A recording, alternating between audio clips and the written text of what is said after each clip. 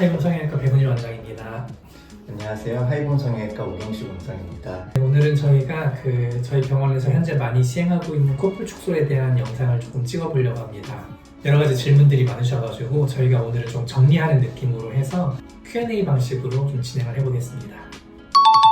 우선은 우리가 코뿔 축소를 하게 되면 전통적으로 하던 방식은 보통 이제 코뿔 바깥쪽을 절제해서 잘라내고 봉합을 해주는 방식이 되는데, 요즘 기준으로 하면 외측 방식이라고 생각하시면 되고, 내측 방식이라고 하는 거는 사실 교과서적으로 딱 정의되어 있지는 않아서 이게 병원마다 그 내측 방법은 다를 수 있고, 그래서 이걸 딱 말씀드리긴 조금 어려운데, 저희 병원에서 시행하는 내측 수술이라고 하는 거는 이 콧볼의 안쪽을 잘라서 코 바닥에 폭을 조금 모아주고 코가 좀 퍼지는 것을 예방하는 목적으로 하는 수술이라고 생각하면 되겠습니다. 그리고 이제 콧볼의 상태에 따라서 콧볼이 큰 경우는 외측만 하는 경우도 있고, 코가 그냥 퍼지는 게 문제인 경우는 내측만 하는 경우도 있는데, 간혹 이제 콧볼이 크면서 퍼지는 걸 같이 있는 경우들도 있기 때문에 그런 경우에는 이제 내외측을 동시에 진행하는 경우도 있습니다. 제가 항상 말씀드리는 모든 수술은 다 장단점이 있는데요. 아까 이제 말씀드린 콧볼 축소 외측 절개 같은 경우에는 필연적으로 외측에 절개가 들어가기 때문에 흉터가 아예 안 남는다고 할 수는 없습니다. 다만 저희가 이제 디자인을 할 때 본인이 가지고 있는 콧볼 외측 선 자체를 크게 벗어나지 않게 디자인을 하기 때문에 대부분은 사실 크게 도드라져 보일 정도는 아니시지만, 이제 환자분들과는 정말 말씀하신 것처럼 나는 아예 티가 나지 않아야 된다고 하는 경우에는 내측 절개 방식으로 안내를 드리고 있고요. 콧볼 축소 내측 절개는 병원마다 방법이 다 다르지만 저희 병원 같은 경우는 콧구멍 안쪽에서 바닥만을 딱 줄여주는 방식으로서 타 병원과 다르게 외측에 흉터가 전혀 없는 것이 특징이고, 그래서 그것 때문에 많이 내원하시고 계십니다.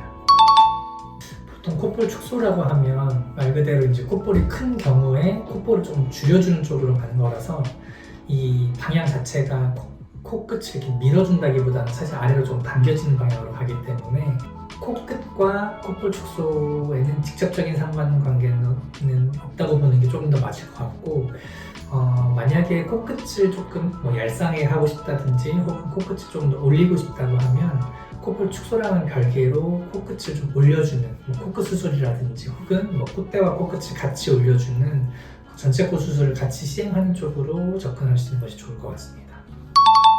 콧볼 축소는 내측 절개든 외측 절개든 조직을 일부 절제해내고 그만큼을 당겨서 봉합하는 방식으로 이제 볼륨 자체를 좀 줄여주는 방식이 될 거고요.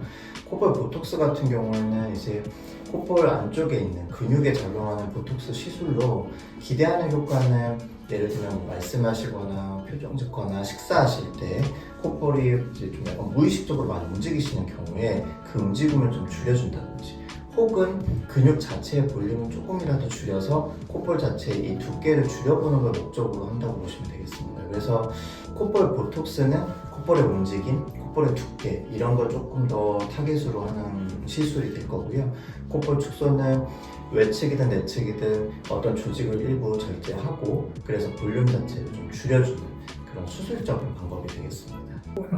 좀 첨언하면 어쨌든 콧볼 축소는 수술로 제거하는 거기 때문에 영구적으로 간다고 보는 게 맞겠고, 콧볼 보톡스 같은 경우는 이 근육에다 작용하듯이 우리가 다른 부분 보톡스 맞는 거랑 마찬가지이기 때문에 효과가 지속적으로 영구적으로 가는 건 아니고 보통 몇 개월 정도 조금 콧볼을 벌렁거리는 걸 좀 줄여준다, 이렇게 생각하시면 될 것 같습니다.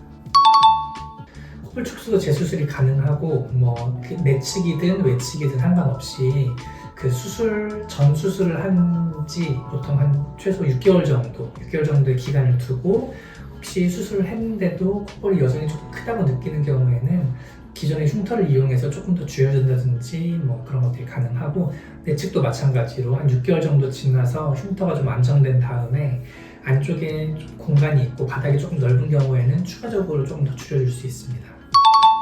대부분 이제 환자분들께 제가 말씀드리는 건데, 이제 이 콧볼 축소가 물론 코 수술, 전체 코 성형이나 코끝 성형에 비해서 환자분들이 조금 더 가볍게 좀 생각하시는 수술은 있지만, 그러면 환자분이 되게 큰 결심이시거든요. 그러다 보니까 수술 당일에 오시면 이제 제가 얼만큼 줄이고 싶으셔서 잡아보세요 하면 다 이렇게 잡으세요.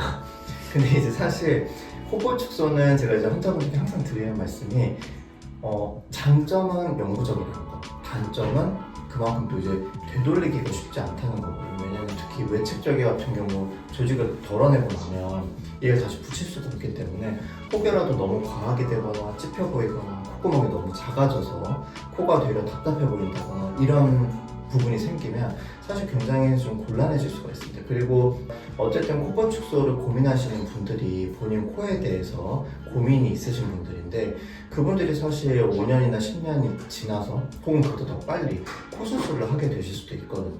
근데 콧볼 자체를 너무 많이 덜어내게 되면 나중에 코가 높아질 때 이 콧볼에 여유분이 없다 보니까 또 흔히 말하는 콘센트 콧구멍처럼 찝혀 보이게 된다든지 그런 여러 가지 문제점이 생길 수 있어서 우리가 이제 콧볼을 줄이는 폭이 적든 많든 간에 항상 일정 여분을 두고 진행하는 걸 추천을 드리고요. 그래서 환자분이 원하시는 그런 폭에 맞춰서 어느 정도는 좀 적절하게 가이드를 드리고 있습니다. 그래서 이제 원하시는 정도가 아예 안 된다기보다는 너무 과하게 원하시는 경우에는 저희가 조금 더 안전하게 가이드 해드린다고 보시면 될 것 같습니다. 그래서 오늘은 저희가 콧볼 축소 Q&A A to G 콧볼 축소의 모든 것 이 영상이 콧볼 축소를 고려하는 환자분들께 좀 많은 도움이 됐으면 좋겠습니다. 감사합니다. 감사합니다.